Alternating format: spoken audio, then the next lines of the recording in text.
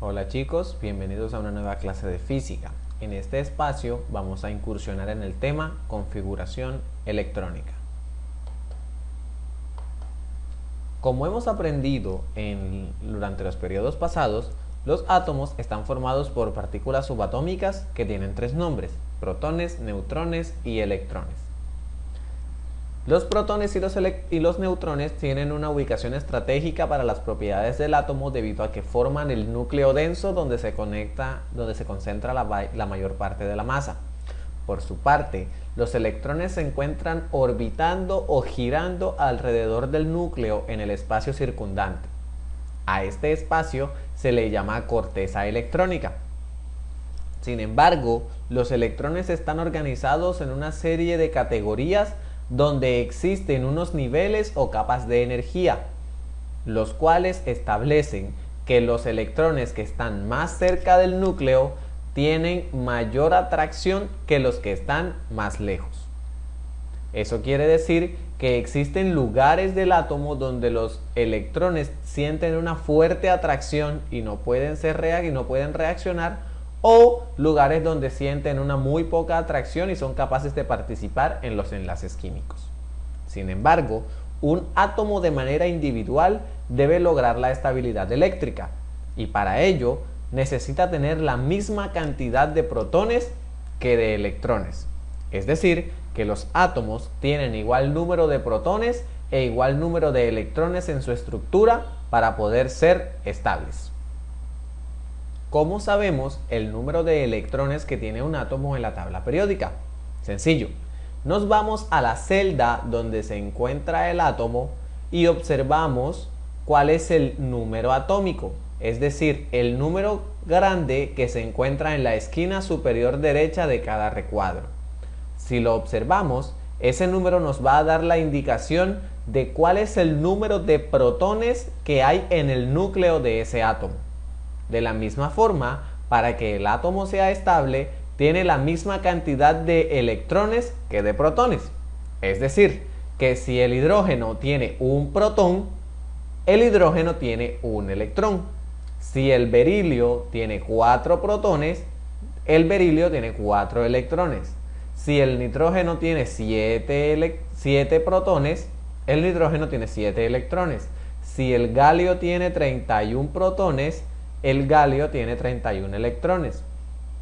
El radio tiene 88 protones, también tiene 88 electrones.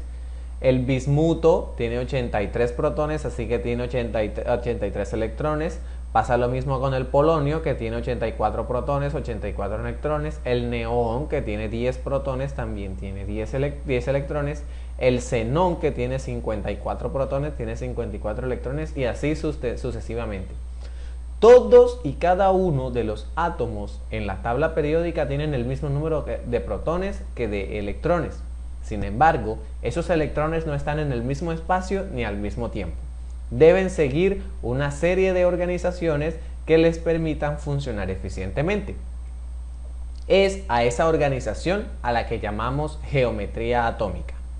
Y la geometría atómica no es más que el espacio en el cual los electrones se ubican alrededor del núcleo. Entonces, si imaginamos que el núcleo se encuentra en el centro de este plano de coordenadas XY, podemos decir que el primer espacio que ocupa uno o un par de electrones es toda esta circunferencia que se observa en la primera imagen.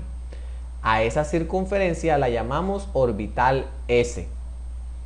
Cuando tomamos un orbital S y lo dividimos por la mitad en el eje X, tenemos entonces dos espacios en los cuales pueden haber presentes dos electrones alrededor del núcleo.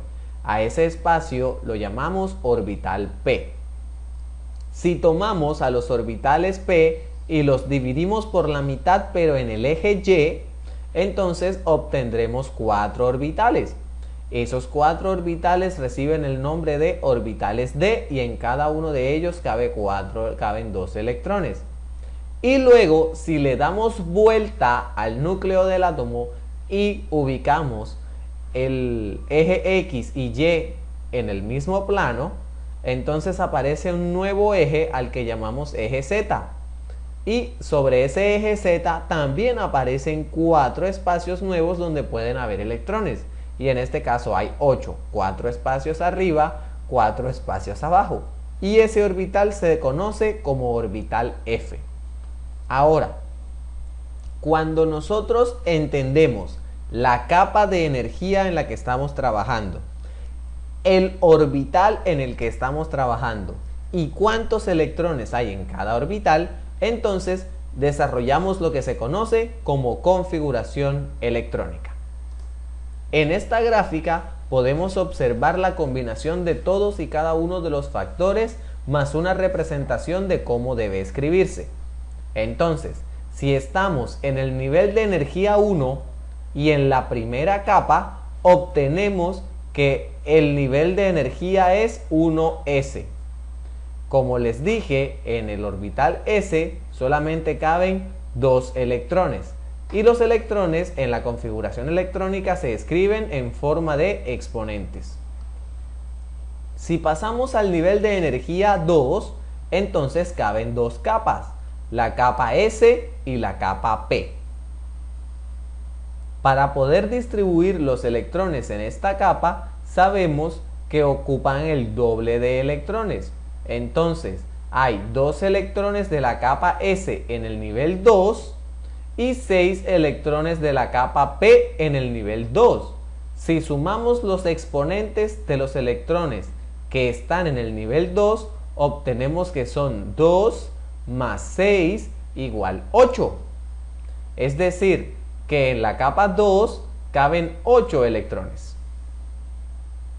Si pasamos al nivel 3, obtenemos que en la capa caben 18 electrones, los cuales van a estar distribuidos de la siguiente manera: 2 electrones en la capa S, 6 electrones en la capa P y 10 electrones en la capa D. Es decir, 3 nivel de energía, S capa de energía, 2 número de electrones. 3 capa de energía, P nivel de energía, 6 número de electrones. 3 nivel de energía, D capa de energía y 10 número de electrones. 10 más 6, 16 más 2, 18. Si son observadores, se habrán dado cuenta que antes de llegar a la capa 3D10, tenemos una capa 4S2 que está desordenada porque está entre la capa 3P y la capa 3D. Esto se debe a que los electrones no se llenan de manera horizontal, sino que se llenan de manera diagonal, como se observa en las flechas del triángulo.